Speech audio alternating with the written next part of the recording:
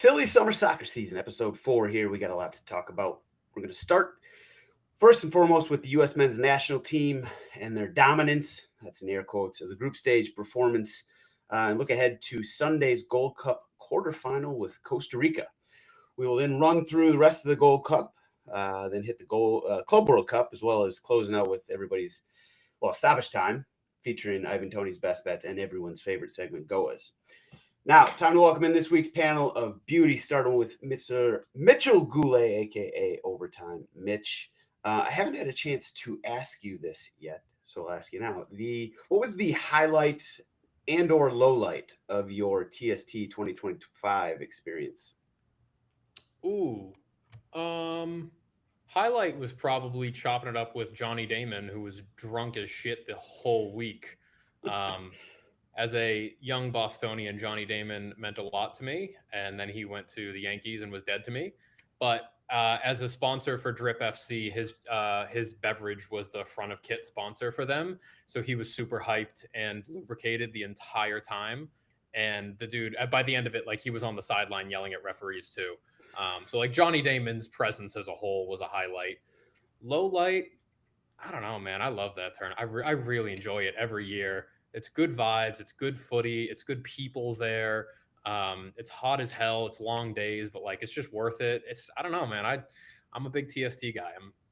I'm not paid to say that. So no low light. What was yours? The low light was the weather, that rain delay, or like the rainy day. That was I was like walking in like slosh for the entire day and night because I only brought one pair of shoes like an idiot. That was a rookie mistake. That feels like a mismanaged packing, but okay. Yes, guilty on that one. Highlight. I mean, there were just a lot of them. I think when I was up, just messing around at 2 a.m. with Nick Raimondo and let's see, Jay Demerit, Kyle, Martino, my brain has gone to mush here. Alan Gordon, like just sort of being around these guys that have obviously done a lot in the soccer world, and just kind of hearing their stories, and just talking to them as real people. It's just every year I'm just like, wow, I don't really belong here, but this is pretty cool. So I'll just sort of soak it in.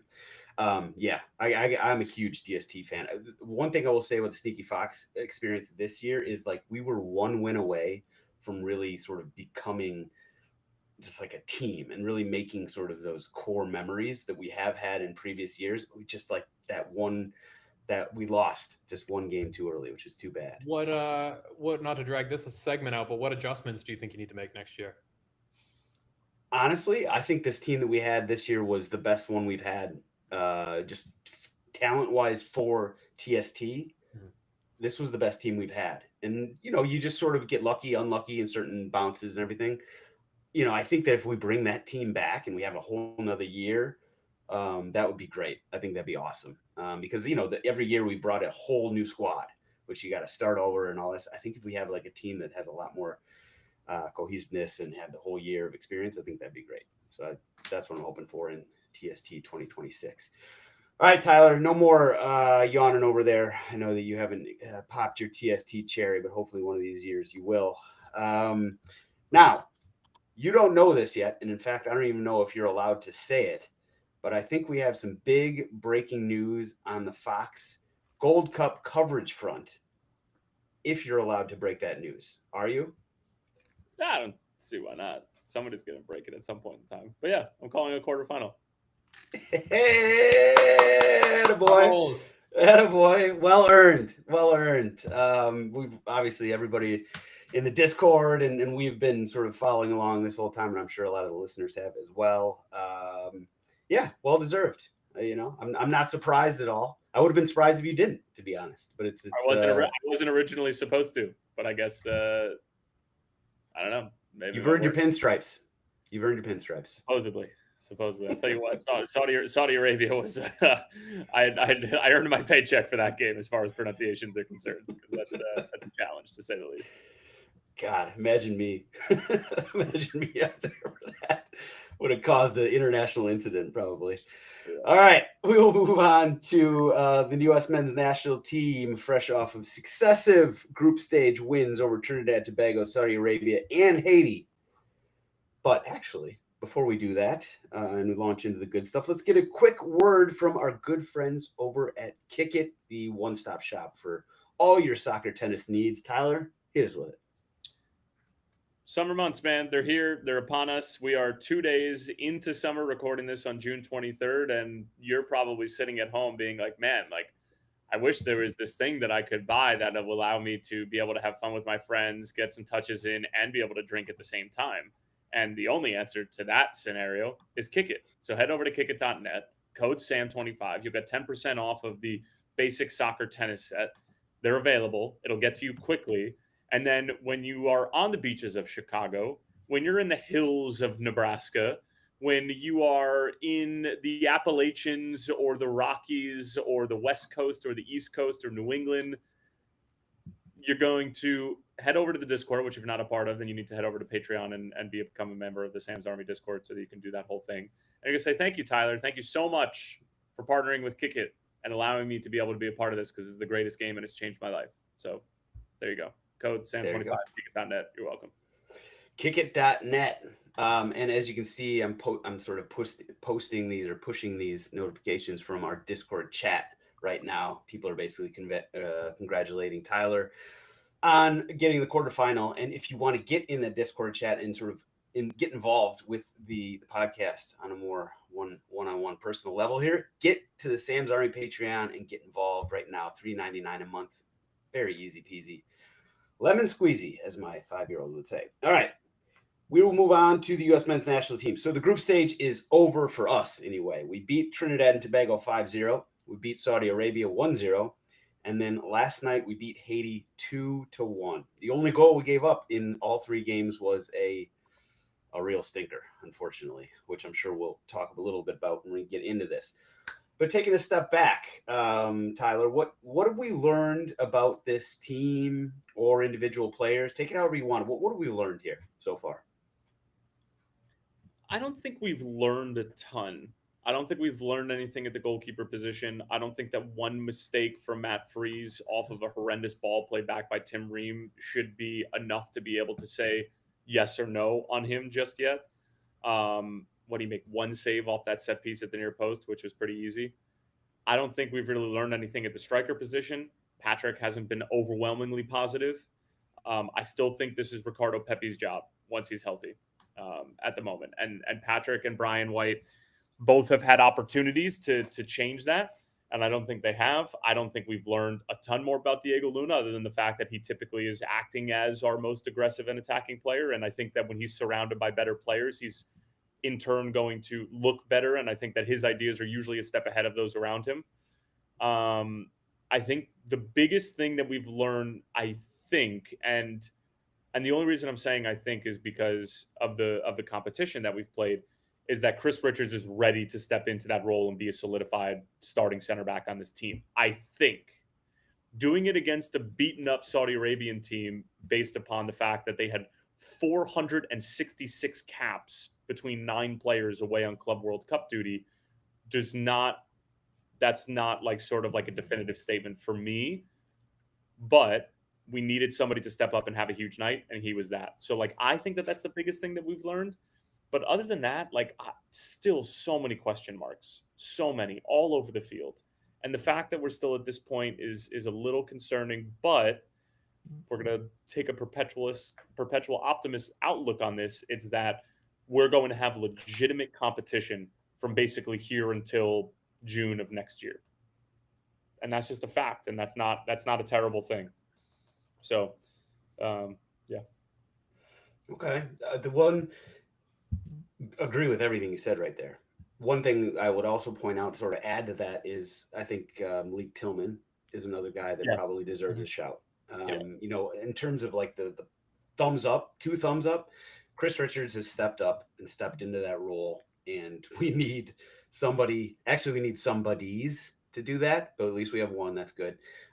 The other one is Malik Tillman. And, he is like people were asking me, is he going to be like a starter? Is he going to be like, I don't know if he's going to be a starter, but he's right on the cusp, and he's exactly what we need in terms of pushing guys like, McKennie and Pulisic and Weah to have competition for their job, which is we just haven't really had those guys that really could do that. And Malik Tillman, I think, at this Gold Cup has solidified that role with this squad. And I want to just build on that one more second. Sorry, Mitch, is that look at those. I completely agree, and I left Malik out.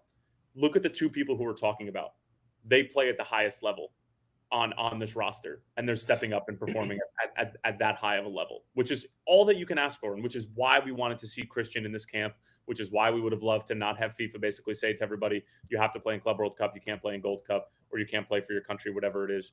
So that's another big positive too, is that the guys that we expect to step up and dominate CONCACAF are doing just that.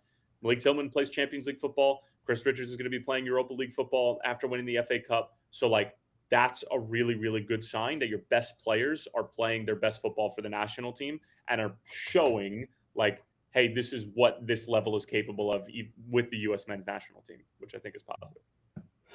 Yeah, I'll echo all that, particularly the Pepe shout. I still think this is Pepe's job. Ajamong starting all three of these group stage games has been interesting to me.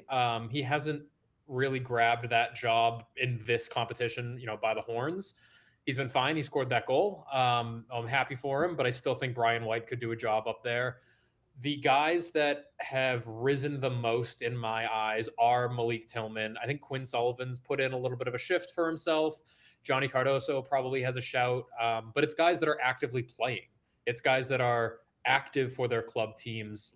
I mean, Malik Tillman, like you just said, playing Champions League football at the highest level and starting week in and week out for PSV. That's quality, and that's minutes that you can't replace with inform MLS. Not to say the MLS guys don't carry a spot on this roster, but I just think there's a gap.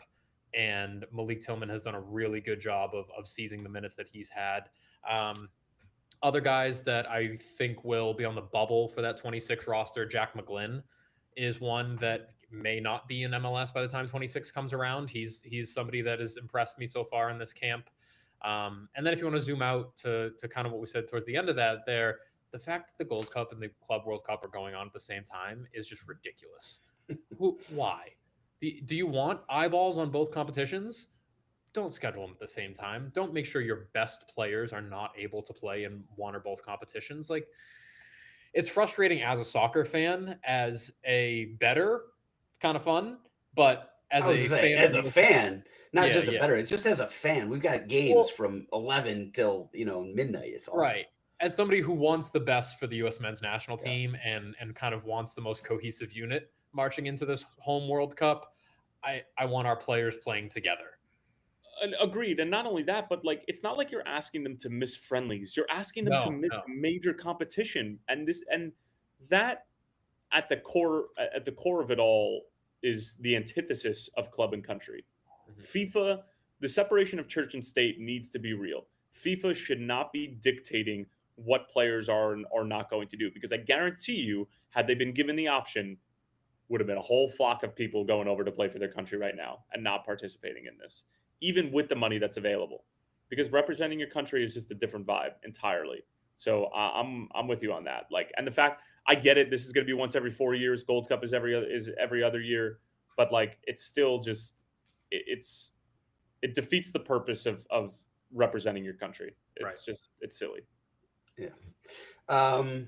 And by the way, I think the whole reason for it is that FIFA wants part of the money and they want the power, right? And so you've got these federations who also want the power, and this is a kind of a fuck you, and they just don't have enough time in the summer because we've already used up everybody's free time in the schedule, 12 months of the year. Now back to the U.S. men's national team quickly. A player I think that that game against Haiti was going to be big for. I actually heard it in the pregame. Somebody was saying, I don't know, it was Landon Donovan or Alexi Lalas. So they were saying, this is a really big game for Brendan Aronson. And if he doesn't step up, then he might not get called in again. I thought he actually played quite well in the Haiti game. he brought to the table exactly what Brendan Aronson is going to bring to the table, right? So the question is, does he have more than that? He's going to keep sort of growing as a player. I guess we'll see how that goes. Is Brendan Aronson the TJ McConnell of the U.S. men's national team? Many are saying this. TJ?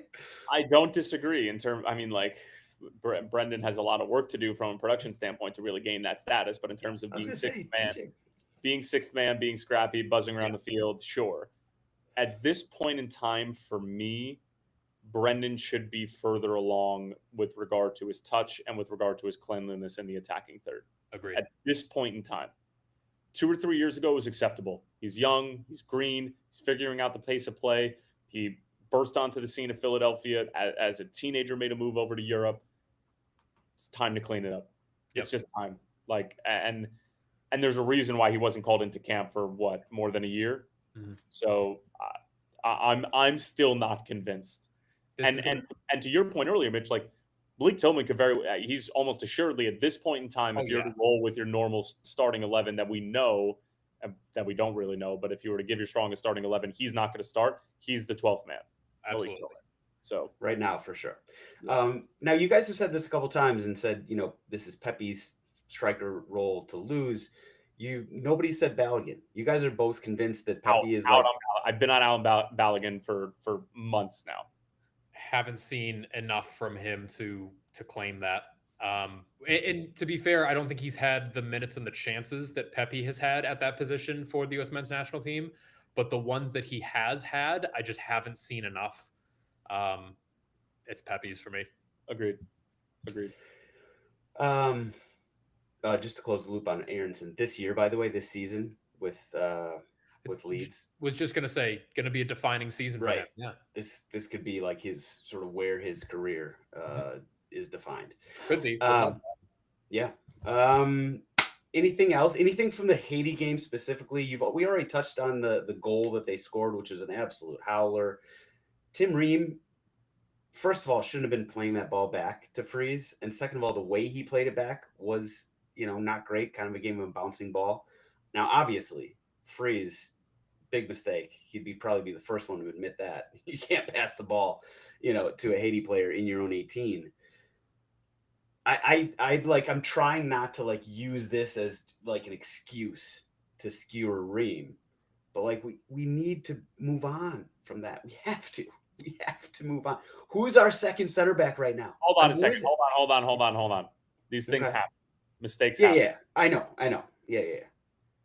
If he doesn't make that mistake, you're not saying we need to move on from Tim Ream. I've been saying it for years, and he keeps proving me wrong. Fair enough. I've been saying it for years, and he keeps just sort of being that guy. I mean, his passing is sort of another level that we just don't have from anybody else. We also don't have a left footer. We don't have a left-footed center back. We don't have a replacement for that. We just don't. Doesn't exist right now. And if we're going to value that, then he's the guy. Unfortunately, that's a tough reality. He is going to be 38 by the time the 26 World Cup comes around. I am not here for Pepe started in World Cups at 40 years old, hasn't he? Pepe was Real Madrid level. Tim Ream, though. Tim Ream is playing for Fulham as long as he did is the equivalent of playing at Real Madrid for the United States men's national team. Sure, I'll concede that one if you want. It's a stretch, but you know what I'm saying. Yes, yeah, no, fully understand that similar career paths. I am not here for Tim Ream slander. I think his career and what he's done, the service that he's given us as a nation has been phenomenal. And when it's all said and done, we're going to hang up a Tim Ream jersey in the rafters and we're going to celebrate the guy. Is he going to start as our World Cup center back? I don't know. I don't have that answer. I agree that we need. Would you be okay with that being our weakest link? I mean, who's at left? That's really the question. Because that is a really weak link. I mean, he's going to be 40 years old. Yeah. I don't think he's not going to be 40. He's going to be 38. Let's call it what it is, number one. Yeah. Number two is if your weakest link is going to be somebody who's made over 250 appearances for Fulham, has played tons and tons and tons of Premier League football, and knows what it takes to play at the World Cup level. If he's going to be our weakest link, I'll Now, accept that I'm as saying your if. weakest link point. I'm saying if. It could be Matt Turner. It could be Matt Freese. It could be like, it could be Joe Scally if for whatever reason Serginho Dest isn't good to go. There's still a year until this happens, and how many injuries are going to happen in between now and then. But if I was he's going to say, I don't think that's the worst thing in the world.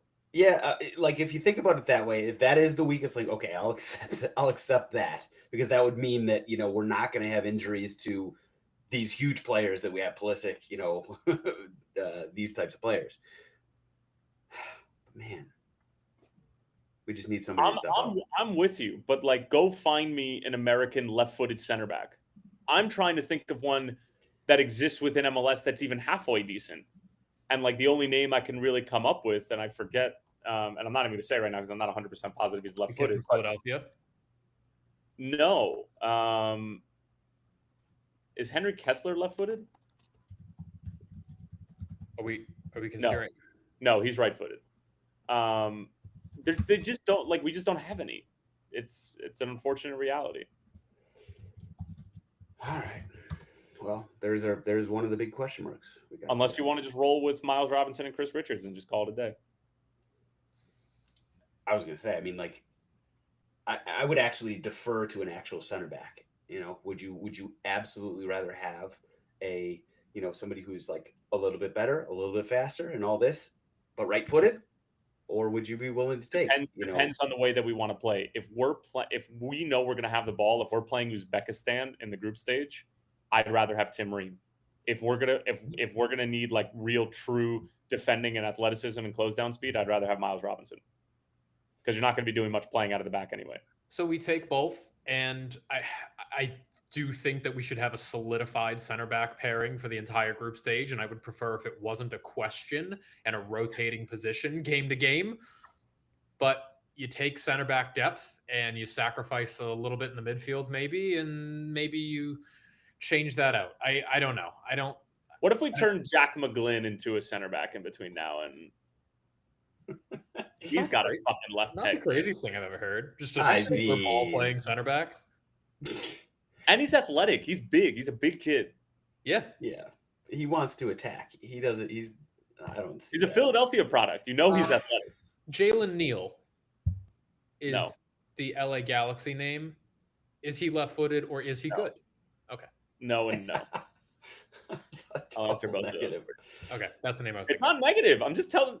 Fuck you. You want me to just say that no? Yeah, let's bring in Jalen Neal for the World Cup. Like, you're not gonna force me to do that. It's fair. And also, by the way, when we say they're not good, they're very good at soccer. Just maybe not quite that next half step. All right. Anything else on U.S. men's national team? I think we really got to look forward quickly to Costa Rica. Austin. So Justin Furtado in the chat asked about Austin Trusty. I mean, there are guys: Austin Trusty, CCV, Mark McKenzie. None of them have been. Nobody stepped up. Yeah. But they'll probably get another call. Call up. Yeah, they'll be brought in as a backup, but none of that group that you just mentioned, I think Pochettino has any sort of plans for, to like give looks and reps to be like, you're going to start for me in the World Cup. I think that list is incredibly short, and I think it consists of Tim Ream, Miles Robinson, and Chris Richards. I think that those are the only three right now that he's actually even contemplating. Yep.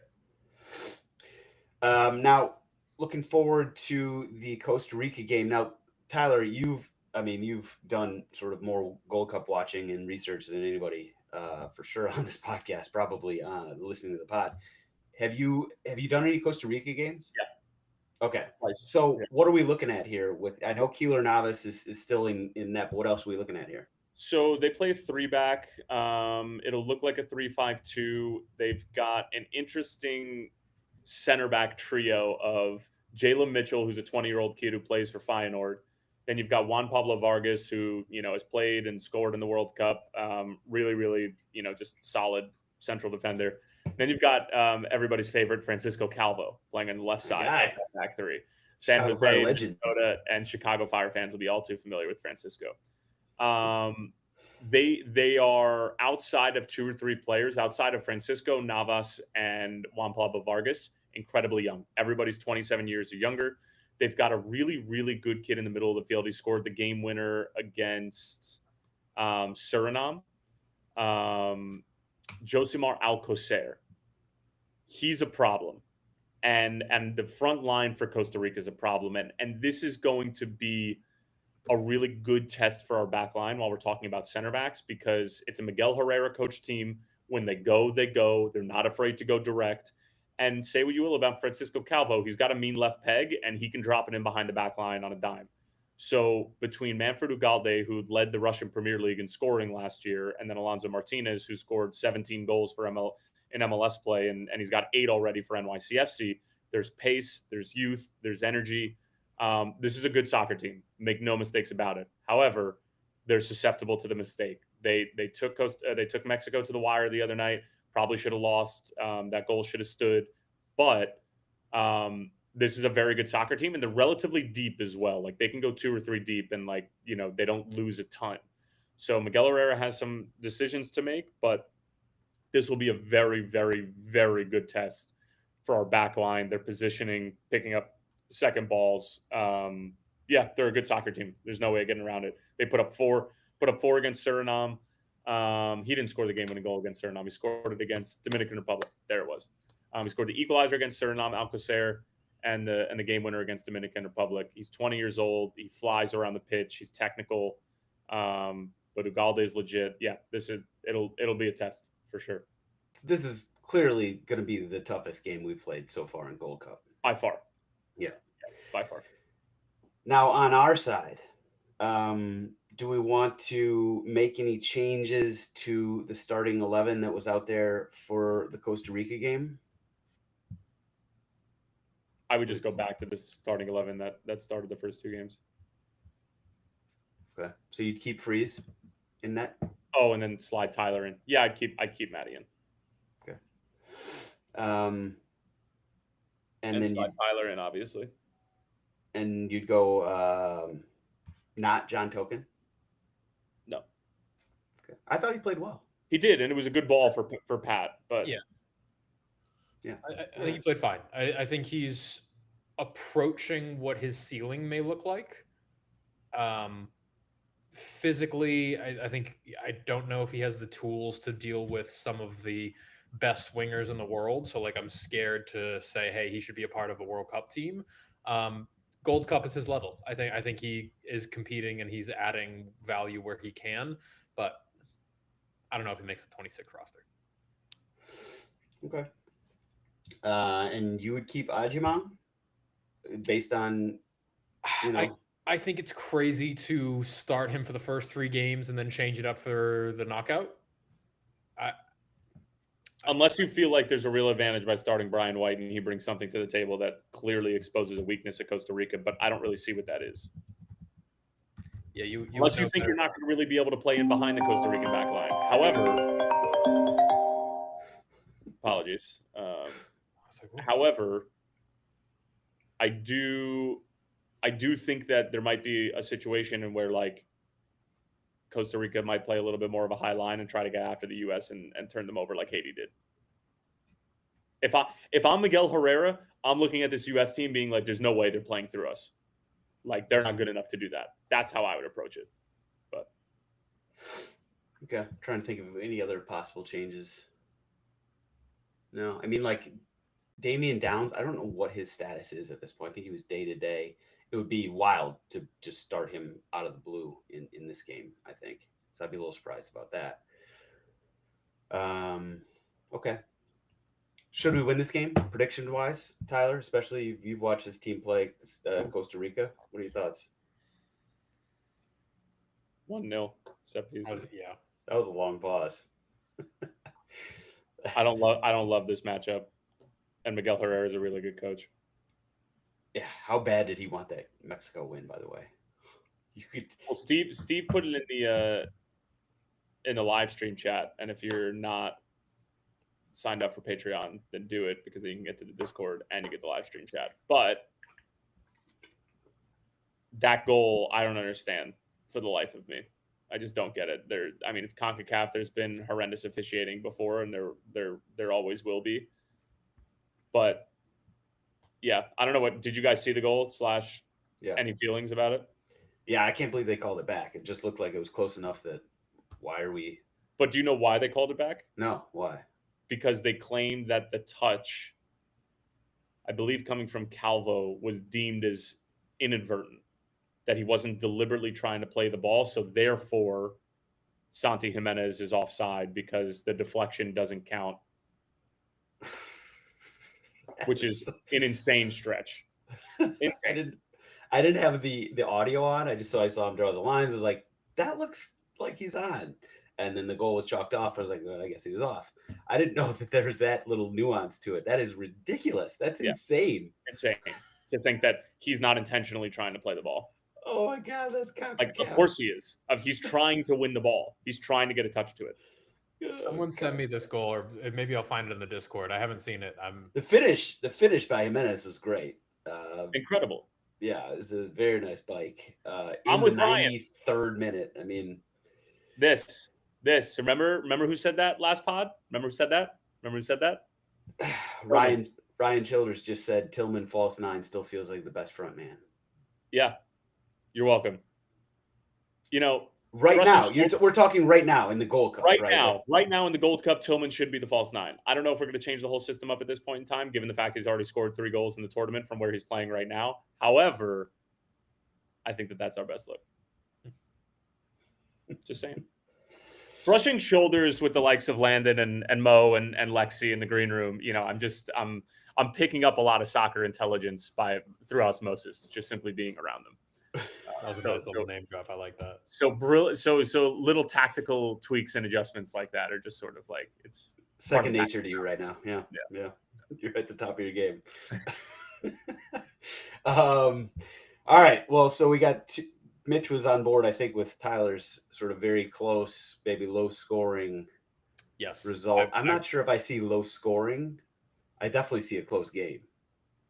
I don't know. I just don't. I mean, this is going to be our first real test. Sam's already 7-0 United States. No. This is going to be a close game. I don't think I see 1-0 though. I see more like 2-1. Hopefully us.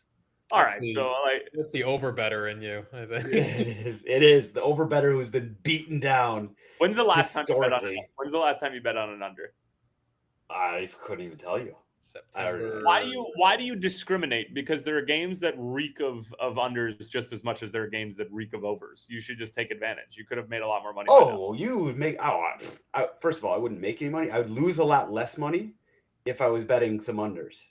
But no, I can't do that. Because I'm going to watch the game and I want to see goals. I want to see, sort of. You're not watching every game. You're not watching the A-League and the fucking. Yeah, but I get my juice. My excitement comes from the goal alert when I'm not watching it. It gives me that little burst of dopamine. Well, how about the full-time alert? How about the full-time alert that it's 0-0? It doesn't bring the same rush. Not the same thing. Get the juices flowing. I would disagree. I bet you it's the same. I bet that if we hooked your brain up, if we hooked Psyduck's brain up to some, like whatever little bullshit, and we tested your cortisol levels while the goal alert is going off, and then while the full time of a 0-0 while you have a bet on the under goes off, it's the same light up. It's the same thing. I don't know. I don't know. I don't think so. Do. Because first of all, they're different alerts. They're different alerts. And my brain at this point has been trained to hate the final whistle alert, which is like this very sort of dour, sad, it's like a whereas the goal alert is like it's like an explosion of dopamine in your brain. We're all just dogs in I was gonna say you are so Pavloved by DraftKings. Could I challenge you to like only bet unders for a week? Would you do that? I could not do that. No. What if the whole point? The only enjoyment I get. This is my thing. Don't do this to me. Don't take this from me, Mitchell. No. I'll make it more enticing for you. Mitch and I will subsidize. We'll also bet. We'll cover. So if you bet, we'll party bet unders. We'll party bet unders. Party bet unders. I'll ride with you. If you bet $10, Sam, Mitch and I will both bet 5, and if you win, you can keep half of our winnings. So it's incentive for you to do it. All right, now we're talking. Now we can work with this.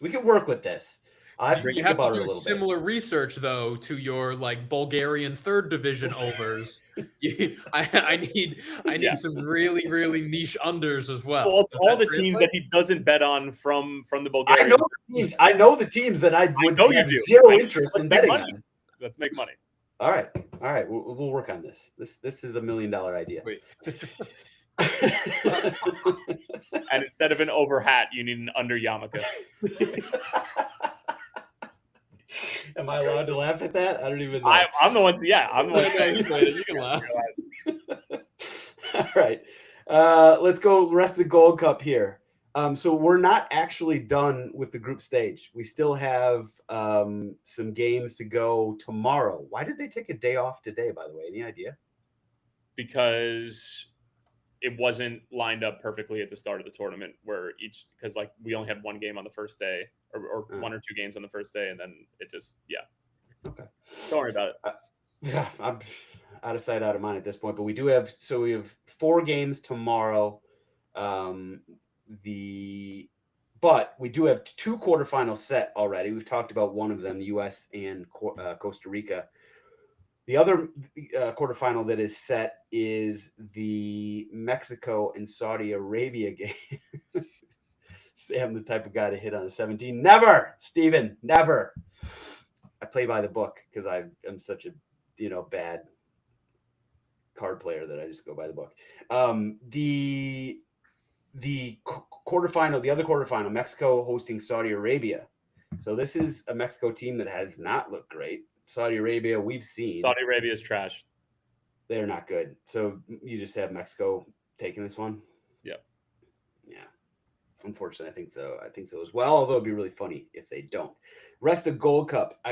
If you have, Tyler, I mean, as we said, you've been watching this pretty closely. Mitch, I know you've been watching as well. If you have any sort of thoughts or observations or games to watch, go ahead. The one thing I will point out is Jesse Marsch has perhaps been the story of the tournament, if not at least one of the stories of the tournament is Jesse Marsch and sort of him turning himself into like the bad boy of CONCACAF.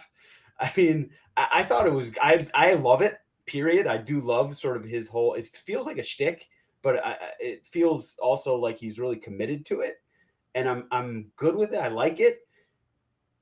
But that having been said, I do think that he cost his team dearly in that game against who'd they just play? They drew with Curacao. Yeah. And the substitution situation was all screwy. It was very sort of, it seems like if he was on the sidelines, they wouldn't have had the problems that they had.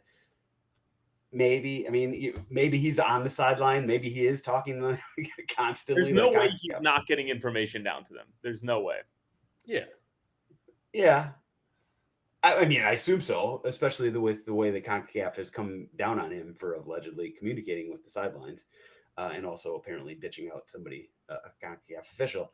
But I just think that him not being on the sideline has an effect, and the fact that they then drew with Curacao, which is not a good result for them, I think that probably had at least some effect, and that means that their last game against El Salvador is actually kind of a bit, squeaky bum time. We've seen what happens in those last games. El Salvador is no joke too.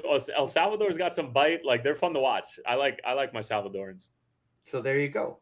Diamond Hands Drew. I think he's down in El Salvador as we speak. So they got a tough game. So things could go south for Jesse Marsch really quickly. He's kind of like the darling, and there's all these fun stuff. And if they get sent out in the group stage, yikes. There should be an announcement today. The Canadian Federation had to have all of their evidence in as to why Jesse didn't violate all of whatever that he did, that he supposedly did. So the announcement should be coming out today as we're recording this on a Monday, June 23rd. But so he may miss this game as well. What I'm hearing is that like there's a possibility he could be suspended for the rest of the tournament. He might just get a fine. Like he has served his suspensions at this point in time. He's from the red card in the third place game against the U.S. But there's a real possibility he can get suspended. Apparently, it was the language he was using against the CONCACAF official who told him to move. But then there's like this thing with like CONCACAF, like if you should have been checking where he was sitting half an hour before the game started. They came to him in the middle of the game and said, move. Like, if I was the head coach of a national team and they're telling me this in the middle of the game, I would also tell them to go kick rocks. So yeah, for sure. I don't blame him. Yeah, I mean, so that explanation makes a lot more sense than what I was sort of making up in my mind, because it was during the 6-0 demolition game where he allegedly was berating some CONCACAF official. And I was like, how could you possibly be so mad that you're yelling at a guy? But yeah, if you've been sitting there for half the game and then they're like, yeah, you got to move. I mean, I would probably just tell you to fuck off too. So I also want to double down on your admiration of him becoming kind of the bad boy of CONCACAF. I don't think it's a shtick. I don't think he's putting on an act. I think this is him. He's like Wisconsin born and raised, correct? Yeah, I just think he's a straight shooter. He tells it how it is, and if you're gonna infringe upon his ability to coach his team, he's gonna tell you to fuck off. He's gonna very nicely and politely with some cheese on top tell you to fuck off. But like I'm a big Jesse Marsch fan. I really like the guy. Yeah, I like it too. I mean, I do think I still have this feeling that like he will coach the US at some point. So it feels a little I don't know, just not genuine when he just talks about I have no interest in coaching the US and all this. You know, I'm never going to coach the US. The federation looks like it does from the top down. I don't think Jesse Marsch is gonna. I think there's a lot of other appealing jobs in the world. What he's done with Canada so far has been great, considering the talent pool that he has. I think he could absolutely take this success. I mean, he'll stay through 26, and then after that, maybe go to a little bit more of a higher pedigree club team. Like, I think Jesse Marsch would do well to not coach the United States. Despite him being like a kind of an all-American guy, I think his career trajectory would do best to stay away. Perhaps, but I still think that it's for a guy like that, he wants to coach the U.S. team. Like, I think that is a box. I think deep down he does, right? That he wants to tick eventually. Yeah. All right, we'll move on. We will go straight to Round the World, which is an abbreviated version of this because we don't have an MLS minute. Even though we have the Minute Man here himself, we do have a full MLS slate coming up in the midweek. So we'll get a full MLS minute coming up next week, but we don't have one this week. We'll go straight to Club World Cup. All right. I mean, this competition, is it growing? Is it growing on us? Yes. Are we like into this at this point, Mitch? Yes. The importance of it cannot be measured by ticket sales, because there's so many other factors that play into that. These are teams from around the world. What you can and should take from the ticket sales is the traveling support and some of the crazy turnouts of supporters sections that we've seen from fans from every continent. Like, that's what's been so cool about this tournament. There's been some 10-0 thrashings. There's been some really exciting barn burners. Like, I think that's what you're going to get when you bring clubs of all levels together for this.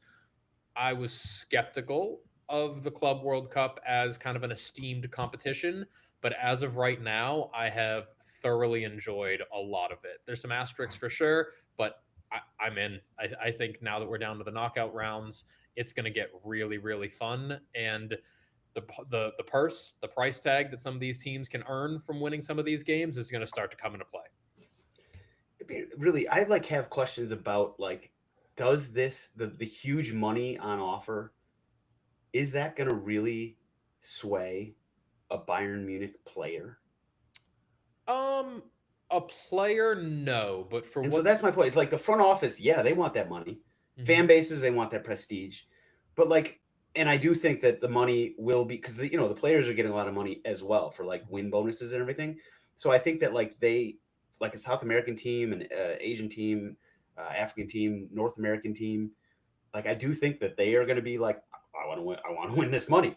I just don't know if a player from Atletico Madrid, well, they're out, interestingly enough, but like a Porto, Benfica, Man City, is that win bonus really is this really gonna matter to the player? I think just it's an open question. I don't have an answer for that. Yeah, we'll see in the knockouts. I don't think that's the driving factor behind a player playing hard or phoning it in. Like, I think if you have a game like Inter and River Plate, right, that's coming up on, I don't know, next week or a couple days. That's a game that's just going to be high octane. That's a game that's just going to be exciting, fun football. If I'm an Inter player and I've just come off of a UCL quarter, or I'm sorry, final, um, I'm not looking at that as like, oh man, I'm only going to make X amount of money from winning this game. I don't know. Maybe I'll sit this one out.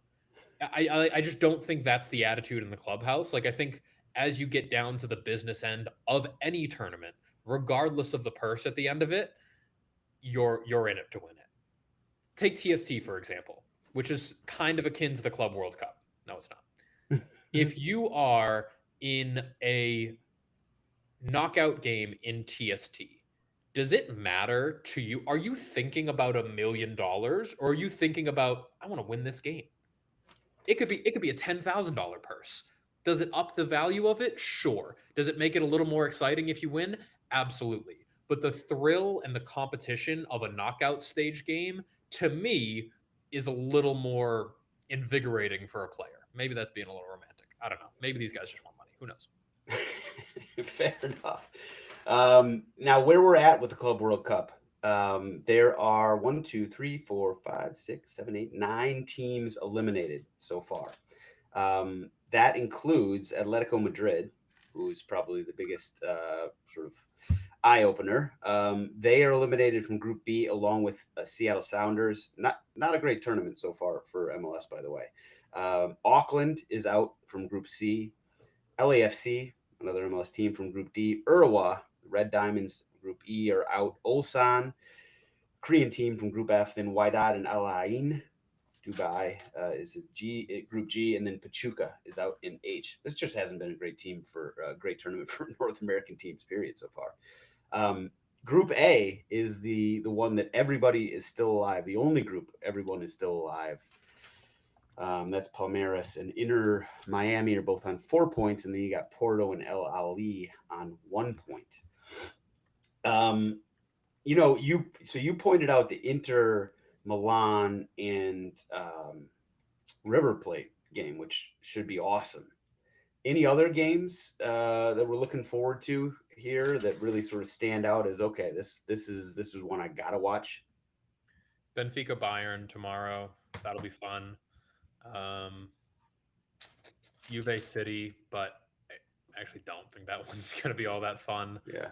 I just think the big winner so far has been South American teams from this. They have shown that they are not many steps below European competition, that they can take the game to the best teams in Europe and win. South American and Brazilian, Argentinian teams on the map. Not that they weren't before, but they're just showing out. I'm going to put one game more before we move back to what you're just talking about right there. But Palmeiras and Inter Miami is another game that I think will be big. So both those teams on 4 points. Is that tonight? I think so. Yeah, tonight at 9. Yeah. So unfortunately, everybody who's listening to this probably already gone off. Anyway, yes. So what I want to do quickly is power rankings, and not just teams. We're going to start with the power rankings of the teams. I also want to do fan bases, because I do think that there has just been a serious sort of differentiation, a separation of some of the teams, some of the federations, even just in terms of like how much they care. And South America has brought the thunder. Like, the players care, the fans care, social media admins care. Like, it's like they came to play in this tournament. And I do think that if we're going to do like a federation, power rankings, South America, without a doubt, is just taking it. But if we're going to do teams, let's do teams. Let's do clubs. Maybe, I don't know, top 3-ish. What, Mitch, if you want to go first, what are the teams that really have stood out to you as, the strongest so far? Fan bases, you're saying?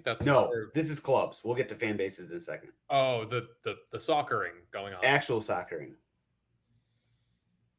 I don't Tyler, know. you're welcome to jump in. Like Bayern, we knew Bayern was going to be dominant. And I know I sort of discount that 10 because obviously that 10-0 game is what you sort of think of first. I just kind of discount the importance of that. I don't know. It might be me just being a hater, but they're playing against warehouse workers. I don't know. I mean, I have not watched every single team in this Club World Cup, so take this power ranking with a huge grain of salt. I mean, I think Bayern's the best team left in it. Madrid don't look great right now, but they can win any competition they're in. Maybe PSG goes and wins a Champions League and then wins the Club World Cup back to back. Would that be crazy? Like, yeah, at I this think juncture, Tyler's on Tyler, mute, but I think he just said who I was going to say. Flamengo. Yeah, Flamengo's been really good. Flamengo deserves a shout. They've been Flamengo, PSG, and Chelsea for me are the three. Oh, okay. Flamengo and Chelsea, both from Group D. I think that's fair because that game was, turned on its head with a red card, which totally changed everything. That's fair. Juventus has looked good. I haven't seen Juventus once. Okay, I mean they just dominated White Odd in the last game. Now, okay, fan bases. So I mean, like Urawa, Boca, River. Yeah, I'd put Flamengo up there as well. And Urawa Flamengo. for sure. I mean, Boca, I think I have to give the top slot to Boca. That just the amount of people that they've sent to the United States. They didn't send people to the United States. That's true. They're That's just Argentinians living in South Florida. That's probably they didn't send anybody. I'm sure there were some people, but that's just some people down there. They just came out in droves, but not just there. I mean, have you seen the clips? Listen, we're all sort of doing this from social media, right? Because we haven't been at all the cities. But look at the clips of them in Nashville already. Like they're already turning up in Nashville where, I don't think that there's that many Boca fans. I saw when I was flying, I saw a lot of Fluminense jerseys. I mean, a lot. Every other jersey was Fluminense, and I got to respect that. That was when I was flying out of New York, and their game was in Jersey. So that makes sense. I've seen a lot of energy around Mamelodi Sundowns too. Dude, I love the Mamelodi Sundowns. I wish they weren't from exactly again. What's that? South America or South Africa? South Africa, right? South Africa, What part of South Africa? Mamelodi. That's Don't talk about my Mamelodi like that. They're from Pretoria. Oh, that explains it. Basically, my whole thought here, South Americans have showed up big time. They've just everybody, all the teams. That's to be expected, though. Like, yeah, it is. They love, but wouldn't you think that it's sort of so noticeable the difference between the South Americans' sort of interest and fan bases and whatever versus Europe, like Manchester City, Juventus, and all that. Like just stuck up Champions League, Yeah, it's simply cultural. Like you can't compare the energy and the love that a South American has to their team for a European. Like it's passion, it's just pure passion in South America. Yeah, it's just how that's celebrated. Yeah, but I question some of that, right? Because like there's people who are just as committed to. What are you questioning? I'm sorry, Juventus. Well, yeah, it sounded like you guys were questioning like the European, I'm not questioning it. I'm just telling you, it's more of just sort of like it's the way they demonstrate it. You mean? Yes, essentially. Yes. They celebrate it and they travel differently. They're more extroverts that exist within South American football and culture than there is in England or in Italy. I was gonna say there's Italy and Germany as well, but like the one thing I'll add to that is that there is this perception, right, that UEFA is a step ahead of everywhere else, and South America feels like that. They clearly have that inferiority complex, and it's clear that like they a step ahead from a quality standpoint, not from a passion and a following. Definitely, no, 100%. But that's where it comes from, though,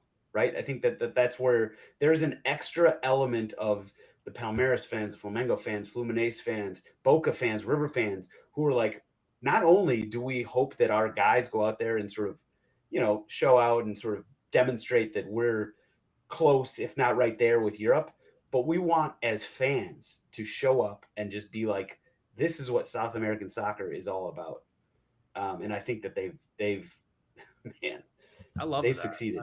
Yeah. Yeah, They have succeeded. The energy that they brought, I love that kind of like underdog mindset.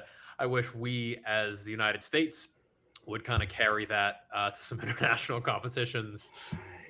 But alas, Our chance stuck. That's it.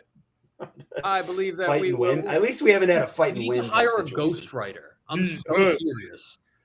We need to hire a ghostwriter to write chants for every single one of our players. Some are going to hit, some are going to miss. But like, we need somebody. We need to hire Jamie Webster to write songs about American players. I mean, They call him Fortune. He came from Fresno. He came to score, score. Max Fortune. He's from Columbus, and he plays for USA. La la la la la. La la la la la. La la la la la la la la la. Hoo, hoo, hoo. that was pretty good. That was pretty good off the cuff. Too. Off the Like, cuff, it could be that easy. It could be that. It is that easy. It's not in our sporting DNA though to sing. It's just really not. Like we have to totally change things. We don't sing at games. Nobody does. The only thing we have is we had jumbotrons fucking telling us to say defense, or What about whatever the that hell we are the U.S., the mighty? Why can't we just even get on that train again? Like, what's wrong with that? That feels a little kindergarten. That's like a little sing-songy. I don't know.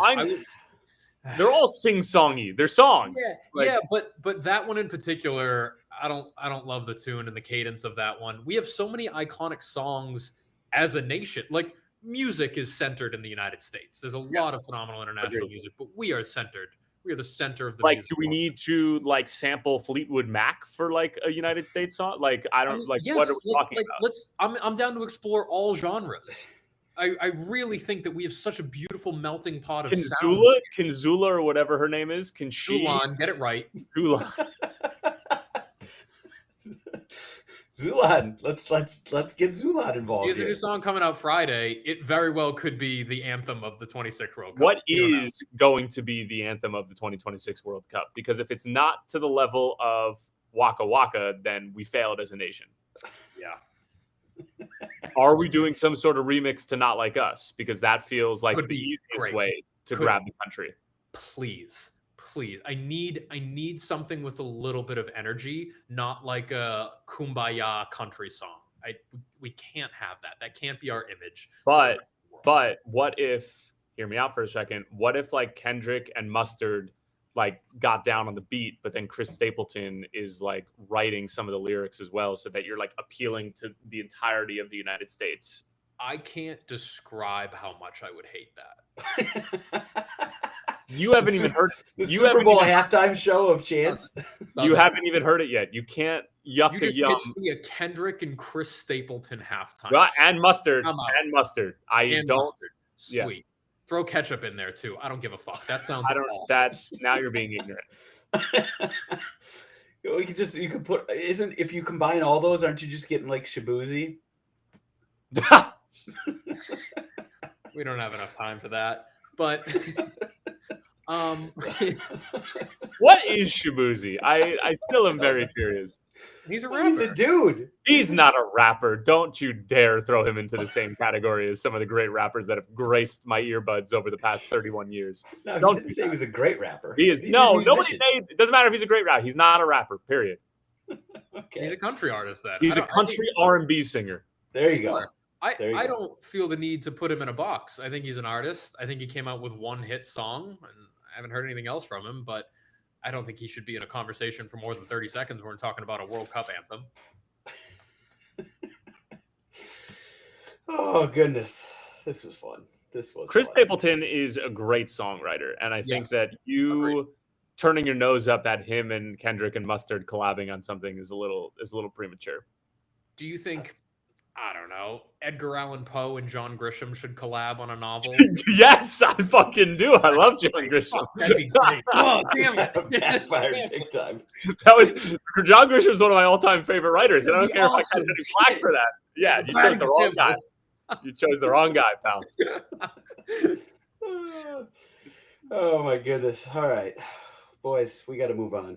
As much as I love this, let's do a little research. Maybe we'll take some suggestions from the crowd. We'll come up with a good one. Now we'll move on to where are we at right now? I think we're at stoppage time. Stoppage time. Whew.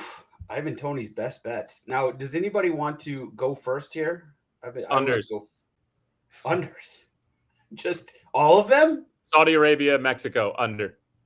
Saudi Arabia, Mexico. Okay. All right. U.S. Costa Rica, under. Parlay. You're welcome. I don't know about that. Yeah. Okay. I don't know about that. Yeah, because we super have like a really dynamic, free-flowing attack that's just going to put away 4 goals against Costa Rica. Listen, that's who we are. That's our MO. That's what we've been proving this whole tournament for the past year. I mean, Malik Tillman, he just. I can't talk to you about unders. I can't talk to you about. I just can't. Like, I don't get it. It's like It's like being either red or blue and discussing politics with a friend who doesn't agree with you. I never feel like I'm going to get anywhere with you. I don't. I'm not going to change your mind. I'm not going to change your opinion. It's just. No. You're not. I'm willing to sell my soul for a price, though, as we've talked about earlier. But I don't want to. I really don't want to. By the way, the amount of flack that I caught for saying that Canada wasn't going to beat Honduras 5-0 and then like Canada won 6-0. The amount of people who tweeted at me in the Discord, and the same person kept tweeting at me and in the Discord, acting as if I hadn't seen them, and like was trying to get I forget who it was. Somebody was trying to get my attention, like, oh, Tyler made a dumb fucking prediction. Like, that's what we do. We predict games. We're right a lot of the times. I'm going to be wrong occasionally. Get over it. All right? Like, cool. I don't care that Canada beat Honduras 6-0. Nobody does. Canada's still going to finish second in the group because El Salvador, the truth. Come at me. I like how you were definitely not mad about that, though. It was just incessant. I saw it too many times. Like, it was just too much. Is this the TT money back guarantee? Like, it's just too much. Too much. Can we get one of those soon, though? It is about that time. Yeah, now that I'm coming off and now that I'm flush with Fox Sports money, yeah, absolutely. I'll happily. Yeah, I gotta pick a no-brainer though, because that FC Cincinnati LAFC game that felt like a no-brainer. It's gonna haunt you. Yeah. All right. Well, then I'll go first here. Unless Mitch, you're ready to go. I have a brief story about a bet, which was fun. So this weekend I was in Florida for my cousin's bachelor party, and my cousin was a goalkeeper for Eastern Connecticut State, and he overlapped with Patrick Agyemang for 1 year. And he said he trained against Patrick. He was a fucking strong ass striker of the ball. Great guy. Went on to URI, and now he's the striker that we know him now. And he's caught a lot of flack online. But we, as the bachelor party, there was a bunch of his other former teammates in there as well. So we, as the bachelor party, obviously all rode on Patrick Agyemang anytime goal scorer. And the euphoria that hit when we were in the casino and saw that goal, you can't even imagine the scenes. It was so sick watching like your boy score on an international stage and everybody cashed that bet. We had people around us hyped. We turned heads with how loud we were. So can I potentially unit shame for a sec? Like, what was there a decent amount of money on the line, or was it like? I wouldn't say there was a decent amount. I put $50 on it. Okay. Yeah. No, like I mean, we were at a casino. Like, we were there to gamble for the night. Yeah. I was the only one that left up. I'll mind you. But I think there was a wide variety of units shared. There was a $10 bet and there was 100. I was right in the middle. All right. Listen, as a bachelor party, you need that moment. Yeah, you need a rally. Yep. Right? You need that. Everybody come together. That's actually a perfect one. Yeah. That's unbelievable. You can't write scripts like this. But I'll roll that into my best bets. So I got 3 for you here. We talked about El Salvador. That game is being played in Texas, so I think the El Salvadorian fans are going to travel well. I'd like El Salvador plus 2.5. That's an alternate line. It's currently set at -2 right now for Canada. I don't think Canada puts 3 past them, unanswered at least. Then I like in the Club World Cup over 2.5, Benfica and Bayern. That game feels like a lot of goals. And then both teams to score in Chelsea and Esperance de Tunis, the Tunisian team. Yep. I like both teams to score in that one. If you put those all together, plus 545. Okay, I like it. All right, we are now to the overtrain, where I should just point out I am on a legendary cold streak at the moment, just getting my ass handed to me left and right. Last week, the overtrain five-a-side best bets was 2 and 3, so not that bad. But I don't think I hit a bet outside of those, the two that I hit for Ivan Toney's. So keep in mind, we are not cooking with gas at this point. But you know what? If the time to turn it around is right now, let's do it. So five-a-side, overtrain, Wednesday through Sunday, one a day. We obviously got to dig deep since we are in the summer soccer silly season, but we can do that. Nothing but research here. We're going to start on Wednesday with the USL Championship. A little team you guys might have heard of, Loudoun United, is playing Lou City on Wednesday. I see goals. Those teams do not like each other, and they both can score. Thursday, we're going to the Club World Cup. A little bit The Club World Cup, where I have just not been doing well. But you know what? We're gonna turn that around. Juve and City is gonna go over on Thursday. Friday, we're going to the Icelandic second division, where IR Reykjavik and Grindavik are playing. Finland on Friday. Finnish Friday football. Klubi 04 Akatemia, AKATEMIA. Oh yeah, they're gonna score. Don't worry about it. Then finally on 1, 2, 3, 4. Oh shoot, I missed a day, didn't I? This is the worst. This is my worst performance of math in history here. So Academia was Saturday. We're gonna have to clean this up on editing, by the way. Friday was Iceland. Thursday. Oh no, 1, 2, 3, 4. God, I'm just a moron. I actually had Figure it out. God damn it. All right. Sunday, we're going to the Faroe Islands, the Premier League. Runavik and EB/Stramer. There we go. Five-a-side. One a day over. Time to get back on the pony. Now, let's finish up with everybody's favorite segment, GOAWs. I've got such a long list that I'm gonna have to just ignore. I'm gonna have to avoid some of these because you get one. You get one. Oh, yeah. I'm gonna give a couple honorable mentions, but I'm gonna keep it short. That is the guy who fell over in the El Salvador Honduras game trying to play the ball, and he just totally ate shit. I don't know if anybody saw it, but go check it out. It is comedy. It's a great spell. It's fucking awesome. It's so good. Fair enough. Mine is going to be Dante Sealy for the goal that he scored. I interviewed him and Ricardo Pepi way back when, and this is when I was very young in what I would call my media career, and these dudes were so chill. They were like 15, playing for FC Dallas at the time, tearing up the GA Cup, and just the nicest kid you've ever met. Dante has had a quieter career than Ricardo Pepi has, but I mean, what a goal. If you haven't seen it, go check it out. Just a banger of a shot, and a great kid. Hope the best for him in his career. There you go.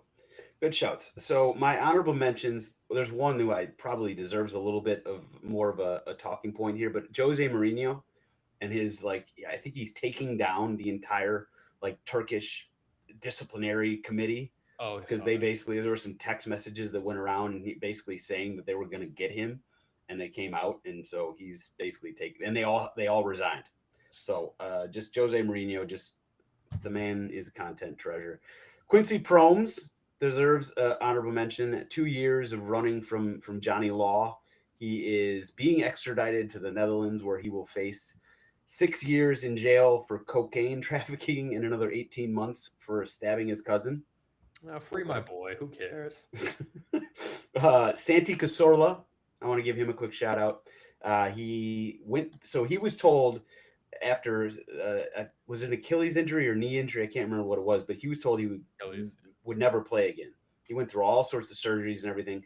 He went back and played for his hometown Real Oviedo team, and incredible story that he wasn't the driving force of this team, but this team just got promoted to La Liga for the first time in 20-something years. So shout out to Cazorla for that and Real Oviedo. But I'm going to give my actual official go to TJ McConnell. I mean, he's a great friend of the program, just a great dude. He had an incredible season. He was in the playoffs. He was a monster. In the game 7, he was an absolute monster. Even after Halliburton went down, he scored 12 straight points for Indiana, I think, in the third quarter there for a minute. Just an incredible dude. And this kind of goes to the entire Pacers team. I just felt so bad for them. They deserve so much better after fighting the way they did all series. Injuries are just they're a bastard, and that's what took him down. But shout out to TJ, great dude, and he finally is getting sort of the flowers that he's clearly deserved for many years. So shout out to TJ for that, and they'll be back just like us, bigger, better, faster, stronger next year. We'll see you guys next week.